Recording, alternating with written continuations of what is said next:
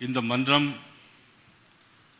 பல ஆண்டு காலமாக பல மரபுகளையும் நமது எதிர்கால சந்ததியர்களையும் உருவாக்கின்ற நலன் காக்கின்ற மன்றமாக பல்வேறு காலகட்டங்களில் விளங்கியிருக்கிறது. இன்றைக்கு நாம் எடுக்கக்கூடிய இந்த தீர்மானம் இன்னும் நாம் 234 பேர் மறைந்த பிறகும் கூட இன்னும் 200 ஆண்டுகள் ஆனாலும் அந்த சந்ததிகள் ஒருத்தருக்கொருத்தர் சண்டை சச்சரவு இல்லாமல் அண்ணன் தம்பிகளாக வாழ வேண்டிய அளவிற்கு முடிவுகளை எடுக்க வேண்டும் என்பதுதான் என்னுடைய எண்ணம். ஜாதிகள் இல்லையடி பாப்பா என்று சொன்னான் பாரதியார். எனக்கு தமிழகத்தில் உள்ள எல்லோருக்கும் வேலை கிடைக்க வேண்டும், வட இந்தியாவில் இருக்கிற காட்டிலும் தமிழனுக்கு தமிழன் வேலை கிடைக்க வேண்டும் எந்த விதமான மாற்று கருத்தும் இல்லை. அதே நேரத்தில் மாண்புமிகு முதலமைச்சர் அவர்கள் 208ஆம் அரசியல் பிரிவு 3 ஆவின்படி மாநில அரசு நடத்த வேண்டும் என்று சொன்னாலும் கூட அது நடத்த முடியாது என்று மாநில முதலமைச்சர் அவர்கள் இங்கே தெரிவித்திருக்கிறார்கள். எனக்கு முன்னாலே பேசிய மாண்புமிகு உறுப்பினர்கள் பீகார் மாநிலத்தில் அங்கே நீதிமன்றம் தடை செய்திருக்கிறது என்று சொன்னார்கள். ஏன் தடை செய்தது?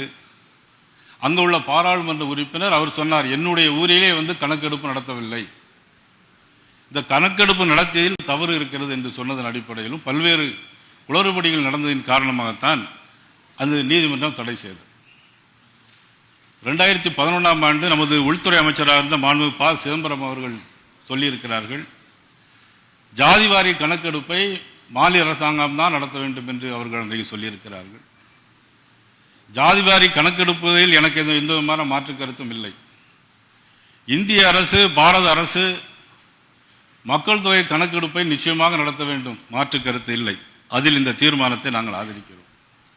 அதே நேரத்தில் ஜாதிவாரி கணக்கெடுப்பை நிச்சயமாக மாநில அரசு அதை செய்ய வேண்டும், குளறுபடிகள் இல்லாமல் செய்து சமூக நீதி காக்கப்பட வேண்டும் என்பதில் எந்த விதமான மாற்று கருத்து இல்லை என்பதை தெரிவித்து அமர்கிறேன். சரி, மாநில ஒன்றிய அரசும் இடஒதுக்கீடு இருக்கு, இடஒதுக்கீடு கொடுத்து கொண்டு இருக்கு. அதனால அவங்க ஜாதிவாரி அடிப்படையில் தான் கொடுத்திருக்காங்க.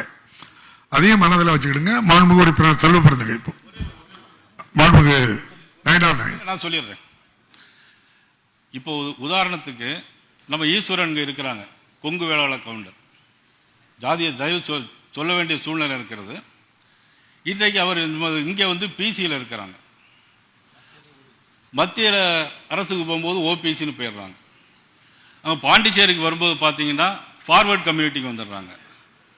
மாநிலத்துக்கு மாநிலம் ஜாதிகள் வேறுபடும். இந்திய அளவில் என்ன இருக்கோ அதை தான் கடைபிடிக்கிறாங்க. 27% விபி சிங், கலைஞர் அவங்களுடைய கோரிக்கை ஏற்று வந்த காலங்கள் அது.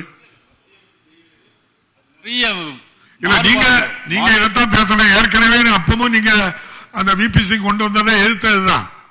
அதே மாதிரி ஏடிஎம்கேல இருக்கக்கூடிய திண்டுக்கல் சீனிவாசன், தம்பித்துறை, காளிமுத்து எல்லாருமே எதிர்த்தான் ஓட்டு போட்டாங்க.